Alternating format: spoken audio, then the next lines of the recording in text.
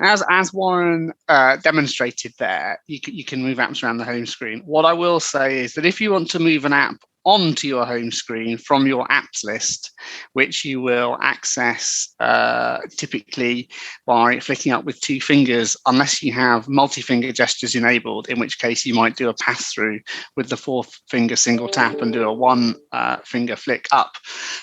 If you want to move an app from the apps list to the home screen, exactly the same methodologies apply.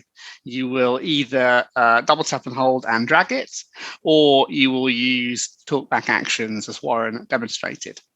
Now, not all launchers, either inbuilt ones, OEM ones, or third-party ones, are created equal.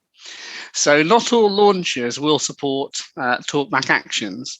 What would be my favorite launcher, Nova, doesn't, so it's not my favorite launcher. I still quite like it, but I also like the ease of use of having a third-party launcher that supports talkback actions.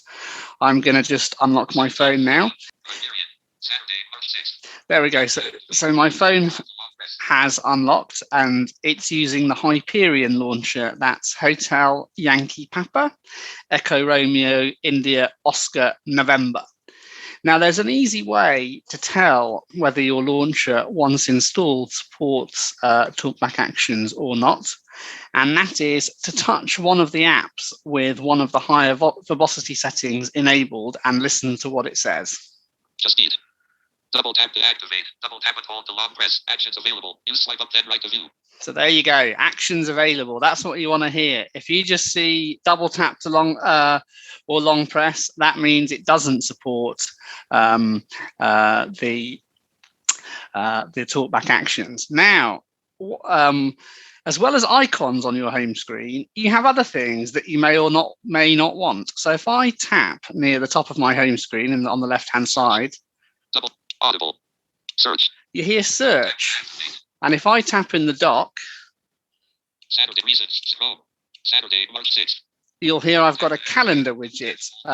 So I've got a search and calendar, and I'm someone who doesn't like cluttered home screens. You'll see how many I have when I do a two-finger swipe right. Home screen 1 of 1. Home screen 1 of 1. So I want as much decluttering of my home screen as I can get, and features that I want don't include search bars or calendars. So I'm going to show you how to turn them off. Now, to get to the settings for any launcher, not just Hyperion, it would work on the Pixel, you need to find an empty area of your home screen. So do keep an empty area of your home screen, or one of them.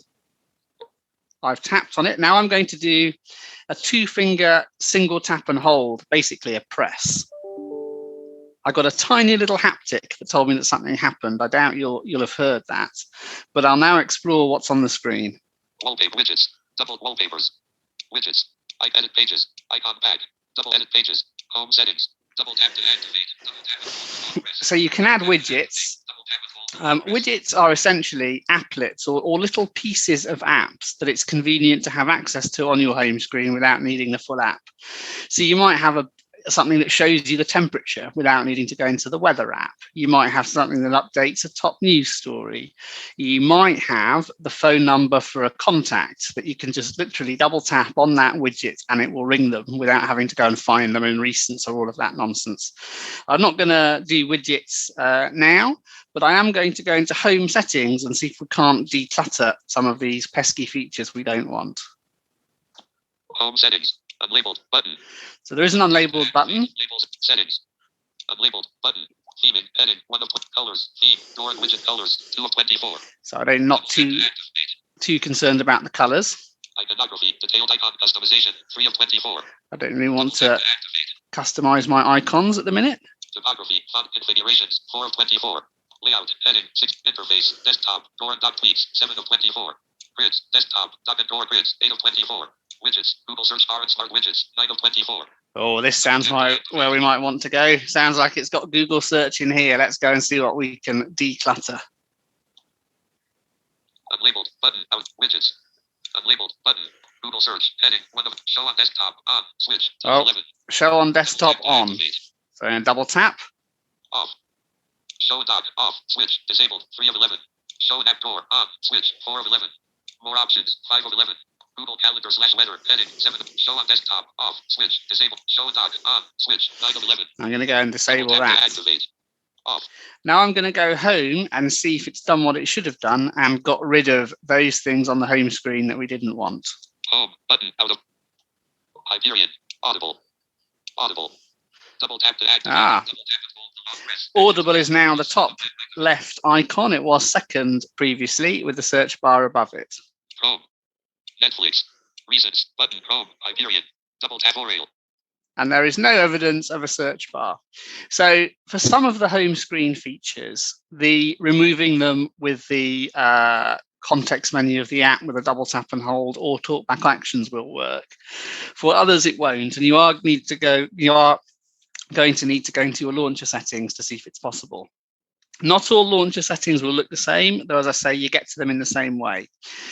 If you're new to Android, you can turn on things in the launcher settings that, curiously, in my view, are off by default. So, for instance, if you like to know how many unread messages you have merely by touching the Messages app, if you have that on your home screen, you may well need to enable that in your launcher. It may not be on by default, because it requires the launcher to have permission to read all your notifications. So launchers seem not to be presumptuous enough to think you want that on.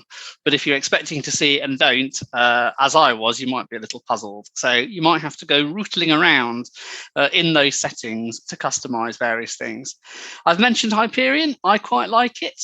If you want your phone to look and feel like a Pixel, you might want the custom Pixel launcher or CPL. Warren's home screen will have next to it the Google Discover feed as a separate page, and the custom Pixel launcher will let you have that, but you will have to sideload a plugin from within the app. Once it is sideloaded, though, if you decide you don't like it, the CPL launcher will let you turn it off. Other launcher I've played with and had various degrees of success with is Apex. I don't recommend it particularly, though, because its settings are fiddly to open. For some reason, double tap doesn't seem to have been implemented quite properly. So I found myself having to touch the setting and then single tap with a different finger, which seemed to do the job, but it was very fiddly and inconsistent. So I don't. The launcher's fine. Adjusting its settings aren't particularly. So I like Hyperion. You may well like your stock launcher, and if you do, you might not care about this segment of the podcast. But there are hundreds and hundreds of different launchers. I think I've got about 10 on this phone. Microsoft, which I found too verbose. Action Launcher, which I thought was okay, but again, I stuck with Hyperion. If you've got a launcher you quite like, why don't you tell us about it by shooting us an email, and perhaps we'll give that a mention, and others on the phone can benefit. So that's home screens and launchers. Thank you so much, Ed. That was really nice description.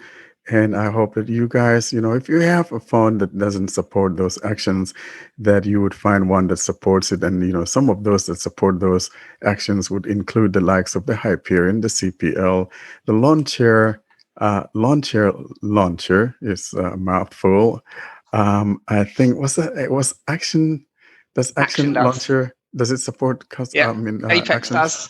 And Apex does. And how about Nova? I think Nova does. Nova doesn't, and it's really annoying because it's a great launcher. It's a good launcher, unfortunately, and that's one of the downsides of the Nova launcher. Or else, I know that it used to be a very good launcher for blind people like that, but with the absence of it not supporting that actions, it just becomes a little bit harder to manage your desktop as you should.